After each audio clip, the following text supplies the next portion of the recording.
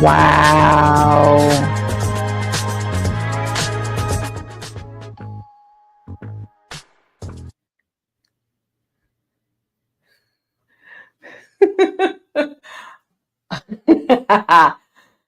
Hey, fantasy nerds, back after a long time for another stream. And today we're going to be talking about Superman. But first, I got to talk about how trifling StreamYard is. StreamYard has changed its plan. You used to be able to show video clips and stuff like that. But now, because they started having all these extras. You can only show pictures within StreamYard if if you pay. Then they want to, you can add an intro and outro video, but you have to pay for that. But like, as long as you have video clips, I have intro and outro videos in there anyway. But when I tried to do my little intro video, they were like, "Oh, you gotta be on the paid plan." Man, fuck you, StreamYard. Sorry.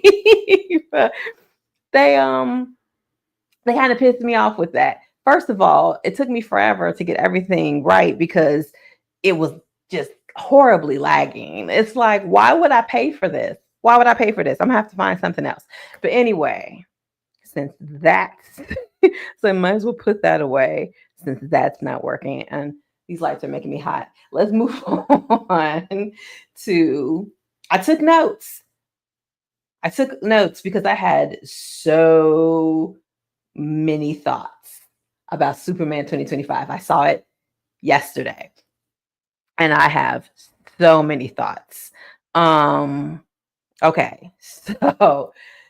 So first, I have to admit, although I am a DC girl, as you can see, I wasn't very excited about this movie. When James Gunn announced it, he was like, we're gonna start off the gods and monsters with Superman because that's all we get is Batman and Superman, Batman and Superman, Batman, Superman, Batman, Superman. That's all we get. And I'm so tired of just getting another Superman and getting another Batman. I want to see other people in the universe. Okay. There is a big plot hole in Superman. Why couldn't Superman, with all his X-ray vision, see Ultraman's face? He should have known that Ultraman is his clone. Okay. All right. So we'll get to that. But like I was saying, but I was okay because it was James Gunn. I love Guardians of the Galaxy. And so I was interested in seeing what he could do. But despite the you mentioning that plot hole, which is only a plot hole because you have to ask, why would Superman use his X-ray vision? Why would he need to know who Ultraman is? The X-ray vision isn't on all the time. He has to use it just like he has to use the heat vision. Like, his eyes aren't just hot all the time. He's not just blowing all the time. He has to actually tap into those powers in order for them to work. So we would have to have a reason for him to go, I need to know who this person is. In his mind, this person came from Baravia. There's no real reason to know who he was. So that's why he didn't use the X-ray vision. Plus, let's see. What are you saying? That was not Crypto from the comics. That was Gunn's dog in cosplay. Okay. I mean, okay. They weren't saying it was Crypto from the comics because Crypto from the comics belonged to Superman and that Crypto belonged to Supergirl. So that was already a big difference. But like I was saying, because it was, Baravian and there was no real reason for him to know who the Ultraman is. But the moment they called him Ultraman, I knew it was going to be Superman's, it was going to be another Superman because Ultraman in the comics is just another Superman. And if you watch Smallville, he was another Clark Kent. He was on an alternate universe. He was Clark Luthor. and he was evil. So you knew Ultraman was evil. You knew this was another Superman. So you just the moment you heard Ultraman, you knew it was going to be Superman. Okay. So, but yeah. Anyway, James Gunn is a fucking genius. I love that movie. I love Superman, even though I was not expecting much because I was kind of tired of it. You have to excuse me, I'm getting hot under these lights. Oh, this is gonna be too loud on the it's gonna be too loud on the mic. So but yeah, I loved it, wasn't even looking forward to it. I was neutral on this Superman and Lois Lane.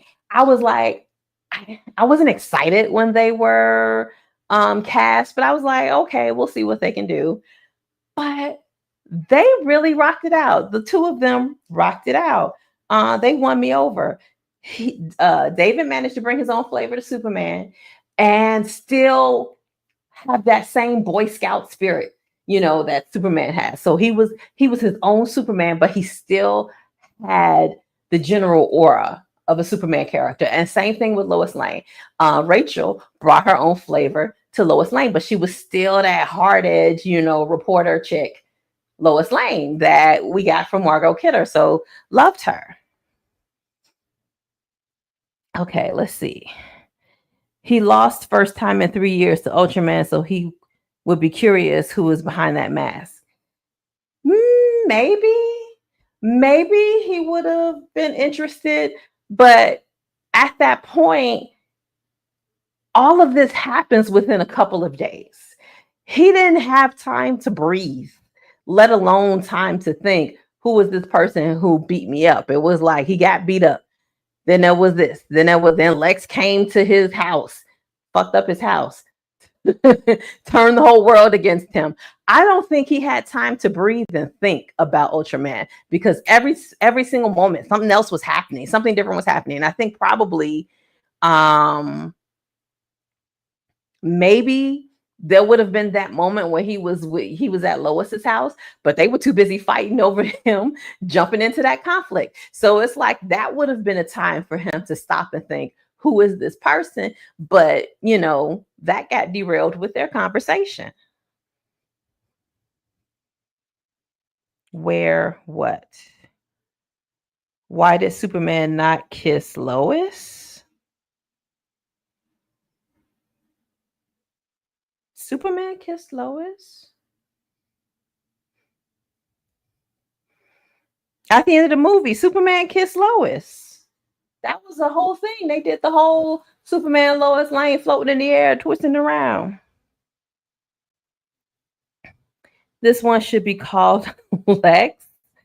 That's okay. So we'll get to Lex, but let me see. Oh yes, so I was saying Superman and Lois Lane. I liked David and I liked Rachel. Yeah, so David managed to bring his own flavor while capturing the same Boy Scout wholesomeness that you saw in Christopher Reeve. Love Christopher Reeve. Brandon Routh, hated his movie, but loved him as Superman and Clark Kent. Loved him. Tom Welling, of course. Tom Welling was my favorite next to Christopher Reeve. And Tyler can never pronounce his last name from Superman and Lois. And David and Rachel had great chemistry. Somebody made a joke.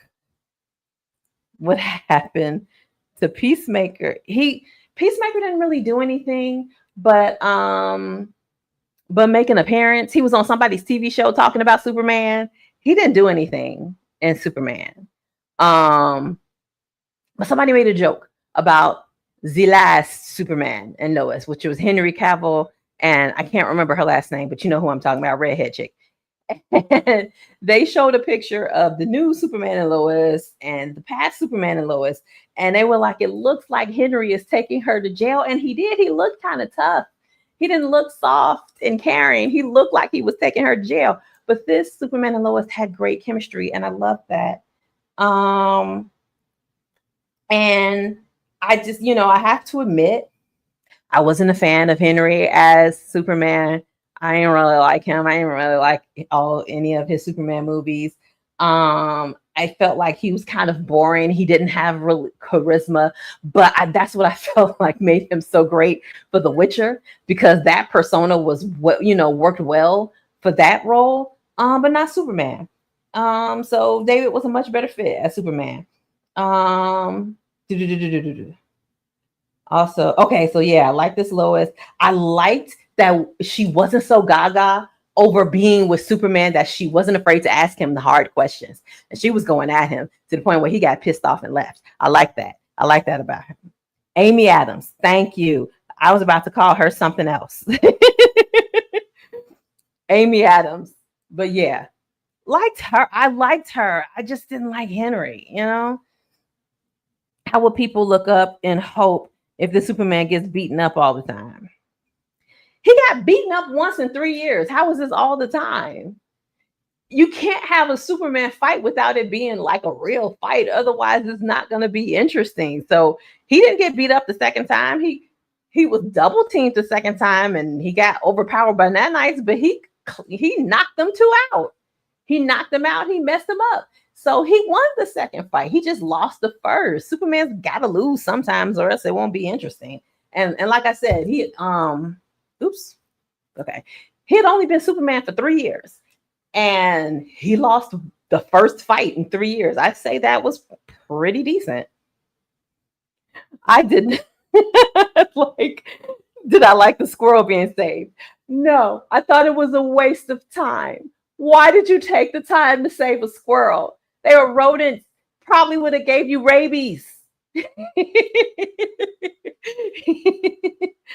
why? Why did you save that squirrel? Why did you do that? Okay. Okay, so yeah, she didn't back down to coddle his feelings. Now, on to Lex, because somebody mentioned this should have been called Lex. Now, I have always complained about live action Lex Luthors. Like, for me, the best live action Lex Luthor is Michael Rosenbaum, hands down. He's the closest thing to the comics. And then we get Nicholas Hoult. He came in and he rocked it. He is like the best Lex Luthor in the movies now. So now we have, in the TV show, it's Michael Rosenbaum. In the movies is Nicholas Hoult. He picked up the mantle and he ran with it. He was great with his British ass.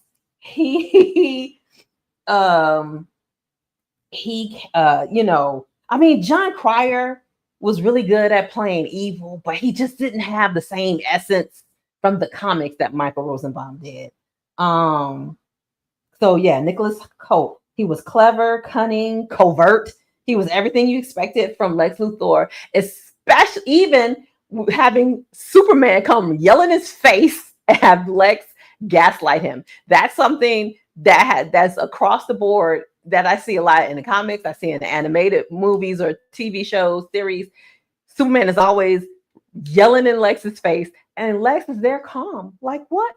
Why? Why are you yelling at me, you big, strong, scary alien? I love that about him. I mean, I love that about Lex. And that's what we were missing. The squirrel made me roll my eyes, but I think it was meant to show how much of a Boy Scout.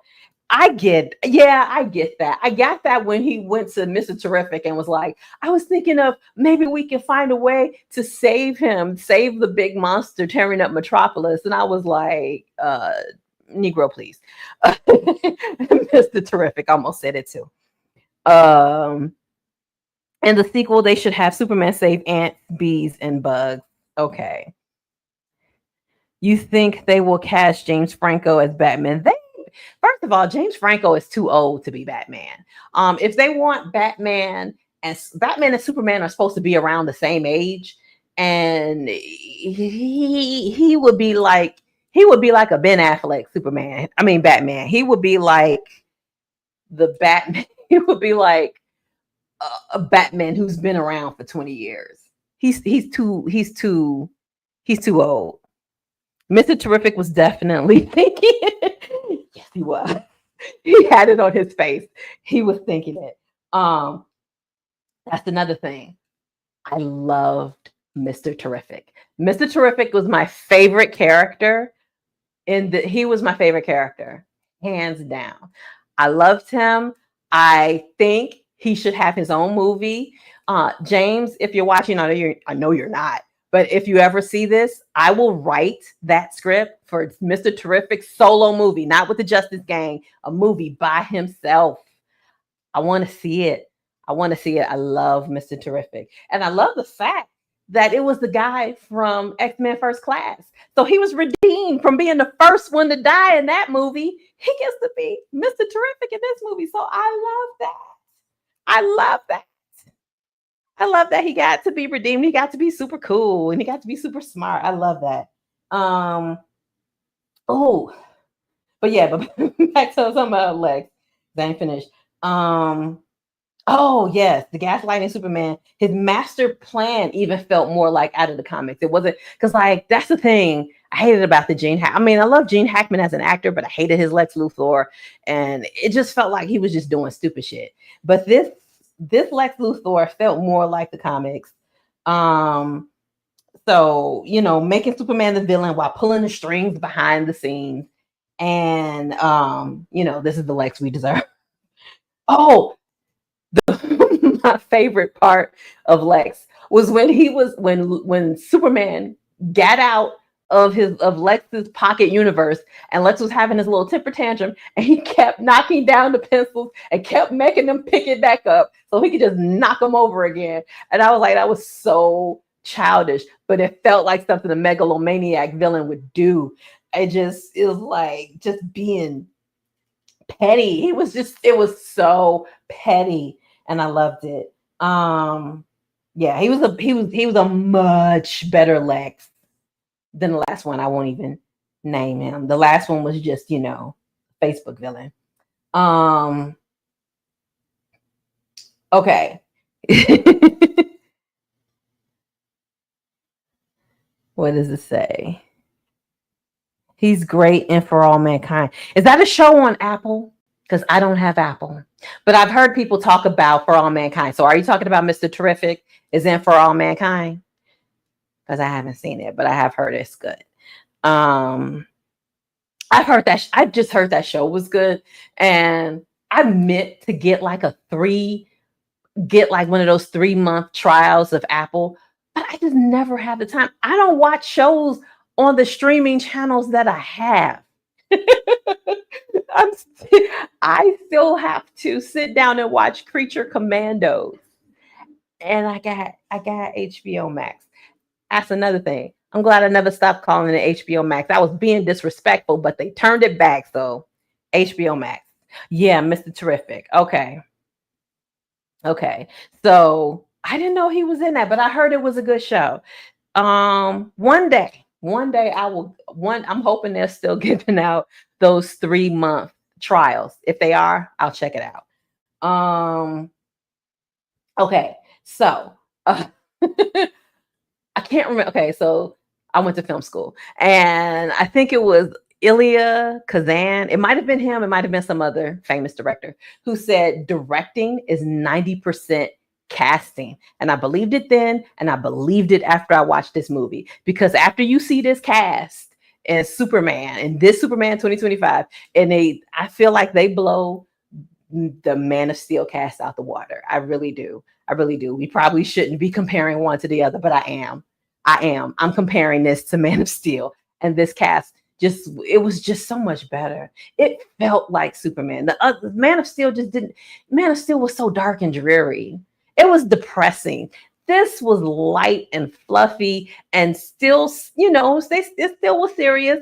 But I just Superman let himself be caught so he could save a dog. I don't even like dogs like that. But the fact that he did that just made you go, so he's not even a good dog. But he's out there and he's alone and probably scared. And I was like, oh my God, that is Superman turning himself in, letting who knows what happened to him because a dog was captured by the most evil man on earth. Like that right there. Okay. I'm jumping around, so I got to find myself in these. Okay. So, yes.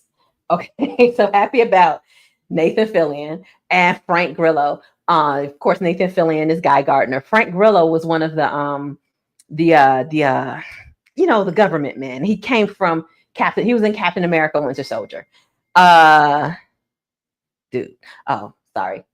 Thought that was a thought that was a text message. Wasn't.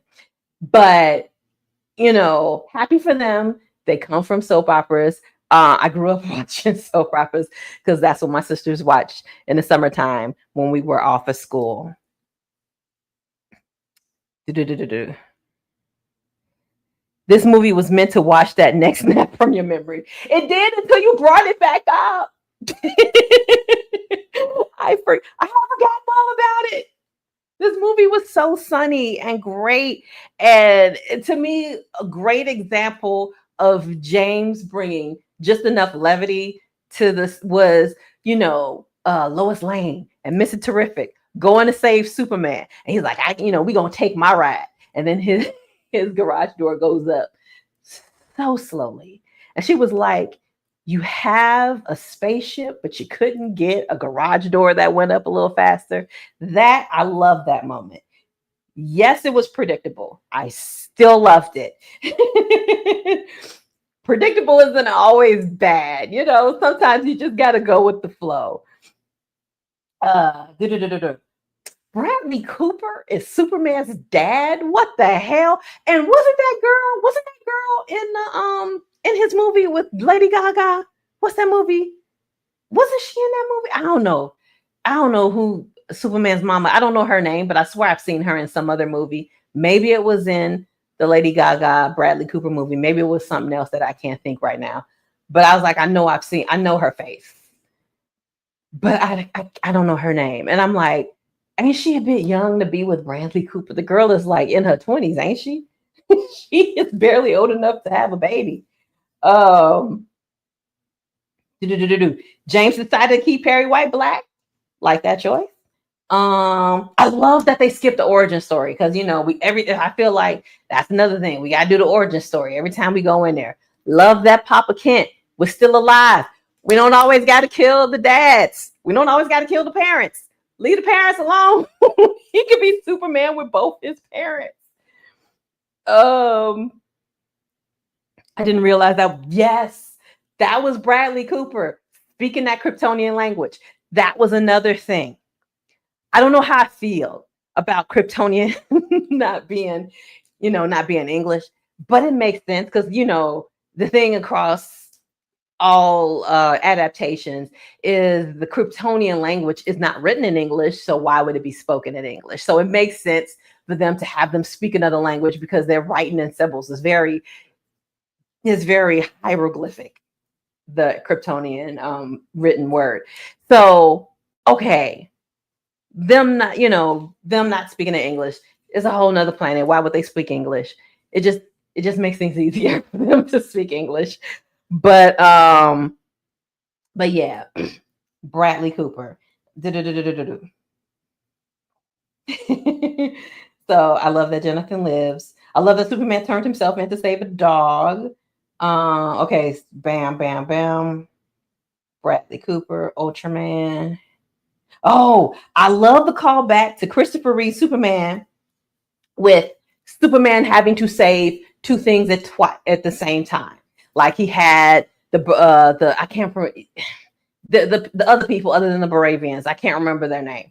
He had to save them, and then he had to save Metropolis. And I'm so happy that one of them wasn't Lois. So it wasn't like, oh, he had to save the Lois, so he had to save the world and then turn the world back on its axis back in time to save Lois. No, he went to go against Ultraman and Metropolis, and then the Justice Gang with the alien he saved goes to save the other people. I love that. And I love the fact that they managed to have him have, little super friends. They were not quite the Justice League, but he got little super friends. It's almost like the beginning of a Justice League because you got a Green Lantern, you got a Hawk Girl, you got Mr. Terrific. It's very Justice League-y. The parents looked so decrepit. I felt so sorry for them. They were old. I was like, why did they make his parents so old?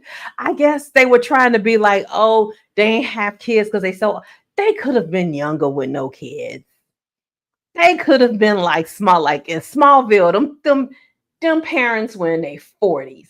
Like when he was a teenager. Like, why? Why you got these? Those were his grandparents, not his parents, but whatever. They his parents now, and they still alive. They kept the father alive and the old. So we're gonna be happy for that, even though they do look kind of decrepit. Um so yeah, so happy that the choice wasn't between the world and Lois Lane. It was between Metropolis and another city. So it was like, you know, say save the people on the verge of a save the people on the verge of a genocide, or save the play, save the world from this uh rip in the whatever. I don't know if it was a black hole or it was pretty serious. It was the two choices were pretty serious, and I love the way they decided to solve that problem. Okay. Yes. I love the end where he's watching his parents, his adopted parents, and they're playing that "I'm a punk rocker" song, because in the argument between Lois and Clark, and he was like, "I'm a punk rocker. I like the crabby whatever those people's names are," and you remember folks complaining about the destruction of Metropolis and Men of Steel. They split Metropolis in two in this movie, and no complaints. I complain. I didn't like. I'm kind of tired of destruction porn. I'm tired. I'm tired of the destruction porn. That's one of the things I liked about the Thunderbolts. Because right when it was about to start, I was like, Lord, it's about to be another destruction porn movie. But then they stopped it, and they made that a great point to have them stop the destruction and keep people from being hurt and come together and become everyone's heroes. But then people started blinking out of existence because that dude was crazy. That was good. And that is something I wish they would do more often. Like, turn into it and turn away. Just turn away. Turn away. We've seen it enough. I don't want to see, like, because in my mind, all I can think about is the billions of dollars and years it's going to take to rebuild uh such a huge and advanced metropolis. It's going to take years. And who's going to pay for that? Lex needs to pay for that, but all his money is in offshore accounts hidden away. So it's going to take them years just to get the money from this fool, and he's going to be out of jail and innocent again before they can get it from him. Because that's Lex. Lex just keeps getting out of jail, and so they won't be able to make him pay. That's all I'm thinking about. It's like they're not even going to get a chance to make him pay before he's out of jail. So how we got to stop. We got to stop. We got to stop destroying buildings. We got to stop doing that. Okay. No, but seriously, he needs a better security system with the fortress. He needs, okay, the DNA was great because he's like, I'm Kryptonian. Nobody's going to have my DNA. Despite the fact that he fights and leaves it all over the place. It's like, see, Lois would have thought about that. Lois would have told him, like, you're too trusting. You don't trust that somebody's going to run up behind you and take your DNA and clone you, which is what happened. So he needs a better, he needed a failsafe. So like the DNA, and there needed to be something second, but it needs to be something completely different because the DNA has been used and burnt. Somebody got his DNA before. They probably still have it somewhere. He can't use his DNA again. He needs another fortress security system. Oh, here's my main complaint. Jimmy Olsen. I do not mind that they made Jimmy Olsen a little fuckboy. That was cute. He needed a better haircut. If I was gonna make him a fuckboy, give him a fuckboy haircut. I'm sorry. He needed a better. If he had a better haircut, I would have been like, yes, Jimmy, Jimmy is great. Jimmy gets all the ladies, but you make him with that horrible haircut, pulling chicks left and right. It's like, okay, I could get it. I would have bought it more easily if he had a better haircut. Because I mean, he's a cute little boy. He just needed a better haircut. Oh, and okay. Now, how long have we been on? 30 minutes. Oh, good. I'm doing great on time. I thought I was gonna be on here forever. Soundtrack. When James Gunn first said that he was going to change the soundtrack and come up with a brand new soundtrack, I was a little bummed because I was a little attached to the old soundtrack. I've been hearing it my whole life. But I was like, you know what? No, he deserves a chance to do something new. All these creative people deserves a chance to come up with their own thing. And so when I went to the movies and I heard it, I loved it.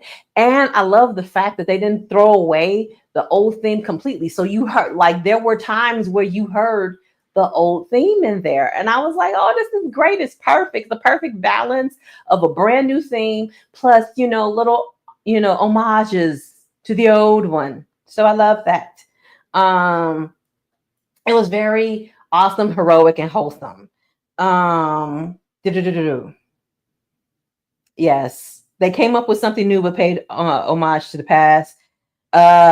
Christopher Reeve himself would have been proud. Oh, I also found out that David's favorite Superman was Tom Welling, because I love Smallville. I love Smallville. So so the fact that he used to come home from school and watch hours of Smallville, because like they wouldn't allow them to watch hours at night, so he had to watch it early. I forget how he explained it. Either way, he would come home every day and watch Smallville. Love that. And also Nicholas Hoult had told Lex Luthor, told Michael Rosenbaum when he was on his Inside of You with Michael Rosenbaum. He was on his show like a year ago, and he was like, yeah, Smallville was the first Superman I ever saw. So Michael was the first Lex he ever saw, which is probably why he's so good. So, but yeah, I like David more by the minute. But yeah, if you can't tell right now, I really, really love this movie. I'm excited to see what's next. I still have to go back and watch Creature Commandos. I promise I'm going to watch it. Everybody said it was good. I'm hoping it's good. And I'm really excited about the new DC universe because of how they're handling it. They're not copying Marvel and having these phases. They're having, I forget what they call it, but they're calling it like the Gods and Monsters saga or whatever. But what they're doing is instead of announcing a slate of movies, they announced the saga and what movies had definitely been in development and written. And everything else is like, we're taking our time, we're writing scripts, we're not greenlighting anything until we approve of the script. And I think that is great. Stop rushing things, take the time to develop it, and just, because then you'll get like this Superman. All those notes, I'm trying to think, did I forget anything? Because somebody brought up the squirrel and I forgot about the squirrel. But but yeah, everything about this Superman, I haven't seen any of the reviews or what people have been saying, but some people were like, oh, people have been dogging it. I loved it. I loved it. It was refreshing. I loved it for its sunniness, but I also loved it for the darkness. I loved it for the whole Lex Luthor, creating this whole conflict simply because he hated Superman. I created a conflict because I hate you. I was like, that. Oh my God. People are calling this Lex the greatest hater. He is the greatest hater. But Lex Lex always hated Superman pretty much because I think what he says in this movie is on point for Lex Luthor, period. That Superman gets to come on this planet and take all the accolades, whereas Lex Luthor has all this intelligence, all this cunning, and he has to lie and cheat and smile his way to the top. And this alien comes and just takes all of the glory. And I think that's what it is. I think Lex really does want the glory, which is why he wanted half of some other land. He wants to be the king. He wants the glory. But yeah, I am happy. I am happy about Nicholas Hoult as Lex Luthor. I was kind of worried about, a youngish Lex Luthor, but he worked it out. He did. I don't think he even, if he watched the other Lex Luthor from Men of Steel, it went through one, he did not take any of that in. And I'm so glad he didn't. But yeah, Lord, I have, dang it. I have a what do you call it? Poll in the comments. And I want to see, I have to pull it up because what do you call it? StreamYard was acting up, so I had to shut it down. But I have to pull it back up just to look at this poll and see what people have been saying. Oh, come on. Okay, here we go. I want to look at the results of the poll. All right. Do you like Superman 2025? Hell yes is 83%. Come on. It was all right with 17%. Okay. So 83% is hell yes.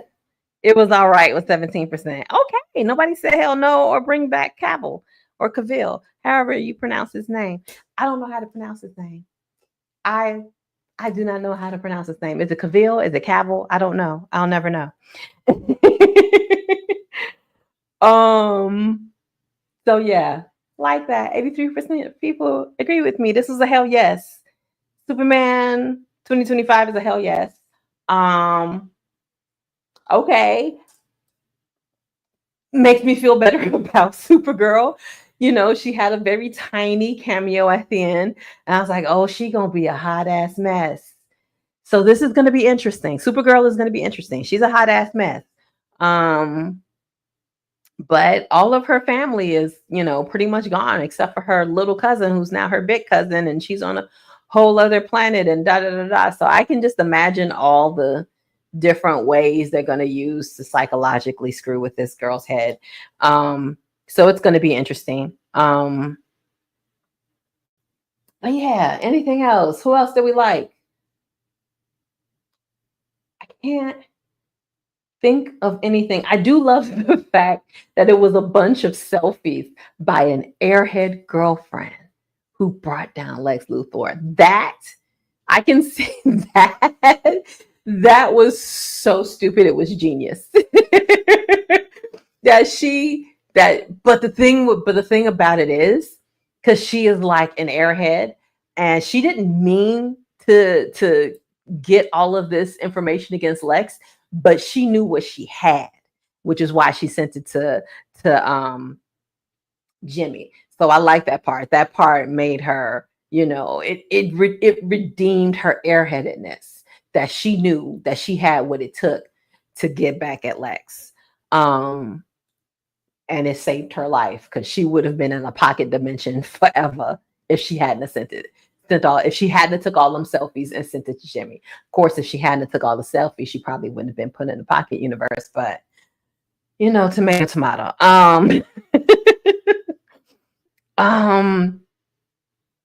But I think that is all that I have. Do you have any other thoughts? Anybody else have any other thoughts before I close this out? Don't forget to like and subscribe, or just like the video. Just like the video. Um, Subscribe if you want, but definitely like the video. And I don't know. Okay, so the next thing that comes out is the Fantastic Four. Um, Now that I have been looking forward to, mainly because of Pedro Pascal. So I'll probably be back to talk about that.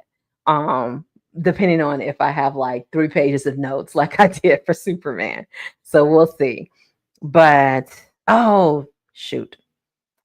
I just remembered StreamYard got rid of video of the free version. I hate StreamYard. I'm gonna have to find another streaming platform.